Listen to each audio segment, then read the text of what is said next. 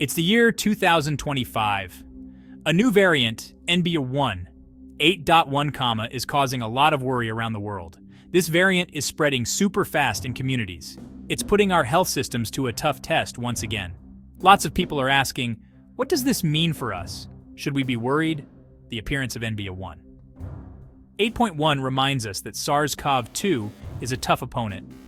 It's always changing and looking for ways to get around our body's defenses. This particular variant has shown a scary ability to spread quickly. Early information suggests it might also be able to get past some of the protection we've built up. So, we can't afford to let our guard down.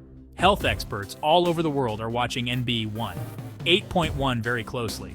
They are working really hard to understand how it affects our health and our daily lives. This is a really important moment for all of us. The rise of NB.1.8.1 is definitely one of those challenges. In this video, we're going to look at what we know about this variant right now. We'll take a closer look at where it came from and what it's like. Let's dive into what this new variant means for the world in the middle of 2025. For a deep understanding and personal advice, download our full guide to the 2025 variants from the link in the description, omnispheredigital.com. By the middle of 2025, the world has gotten used to living with COVID-19 in many ways. For some, the really urgent part of the pandemic feels like a long time ago. But the virus itself hasn't gone away. It has become a regular bug in many parts of the world. This means it's still spreading among people. It causes waves and outbreaks at certain times of the year, kind of like the flu. The big difference is how quickly and how much it can change. This leads to new variants popping up from time to time. These variants can sometimes change the game. The World Health Organization and national health groups, like the CDC in the US, are still keeping an eye on things. They are tracking these genetic changes very carefully. They group the variants based on how risky they might be. Some variants are called variants of interest, which means they are watched closely. Others that spread more easily or make people sicker become variants of concern. This constant watching is super important. It helps us guess when new waves of infection might happen. It also helps guide how new vaccines are made and what health rules are put in place. At the start of 2025, virus experts were watching another variant, LP.8.1. LP.8.1 spread more easily than the ones before it from 2024. It caused some big local outbreaks in parts of Europe and South America. Health officials were watching it closely. It had several changes in its spike protein. These changes made people worry that it could dodge some of our body's defenses. For a few months, it looked like LP.8.1 might become the main one spreading around the world. But things changed quickly when NB.1.8.1 was found. This new variant was first spotted in Southeast Asia at the end of 2024. In the spring of 2025, it started to push out LP.8.1 and other variants that were around. It rose to the top really fast. Information from its genes showed that NB.1.8.1 had a special mix of changes. These changes seemed to give it a big advantage in spreading. The World Health Organization quickly labeled NB.1.8.1 as a variant of concern.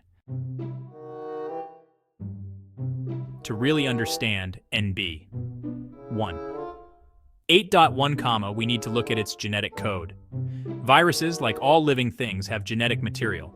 For SARS-CoV-2, that's RNA. When the virus makes copies of itself, mistakes can happen when it copies this RNA. These mistakes are called mutations. Most mutations don't do much, or they can even be bad for the virus.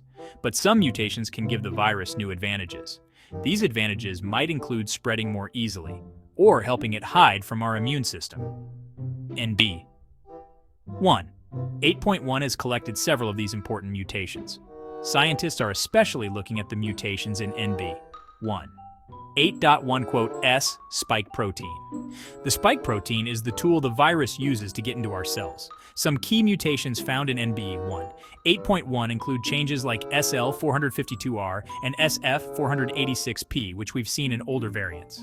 But NB.1.8.1 also has new mutations, like a specific part missing in one area, and a new change called SK417N. This mix seems to make it better at grabbing onto something called the ACE2 receptor on human cells. Spreading around the world. How NB.1.8.1 travels and what it does. The NB.1.8.1 variant mostly spreads through tiny drops and particles in the air when we breathe. This happens when someone who has it coughs, sneezes, talks, or breathes. Because it spreads more easily, it can move around better in closed spaces. This is especially true in crowded places or rooms without much fresh air. The time it takes to get sick from NB.1.8.1 seems to be like other Omicron types. It's usually 2 to 5 days. People who have it can spread it even before they feel sick, or if they don't feel sick at all. That makes it extra hard to stop it from spreading. The impact of NB.1.8.1 has been clearly felt in several areas, including parts of East Asia. In China, cities like Shanghai and Guangzhou reported big jumps in cases linked to NB.1.8.1 after a quiet period. This put new pressure on local hospitals and clinics. Hospitals are seeing more people needing to stay, especially older folks and those who already have health problems. Knowing the threat, symptoms, and health effects of NB.1.8.1. The symptoms you get with NB.1.8.1 are mostly the same as with earlier Omicron types. Most often, people say they have a sore throat, runny nose, cough, and feel tired. Headaches and body aches are also common. Fever is still a possible symptom, but it might not be as strong as with older variants like Delta. Some people might also get stomach problems like feeling sick or having diarrhea.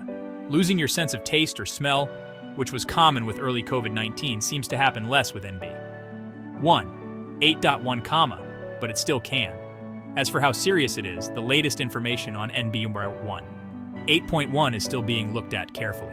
Early reports from places like China and Hong Kong suggest that for most healthy and vaccinated people, getting NB.1.8.1 usually means a mild to medium sickness. This is like what we saw with other Omicron types, but mild doesn't mean no big deal. Even a mild case can make you feel pretty bad and mess up your daily life for several days. For some people, it can also lead to symptoms that last a long time, sometimes called long COVID. The key role of information staying informed and safe. When things are changing, like with the NB.1.8.1 variant showing up, good information is your best friend. It's super important to get your COVID-19 updates from places you can trust. The World Health Organization, WHO, gives updates and advice for the whole world. Your country's health department, like the CDC in the US, gives information for your specific country. Your local health departments also give good advice for your community. These groups base their advice on the newest science and information. Trust these good sources. Sadly, there's still a lot of wrong information and fake news about COVID-19, especially online. Be careful about what you read and share on social media. Look for information that is backed up by science and health experts. Be careful with amazing claims or miracle cures. If something sounds too good to be true, it probably is. Check information with a few good sources before you believe it or share it.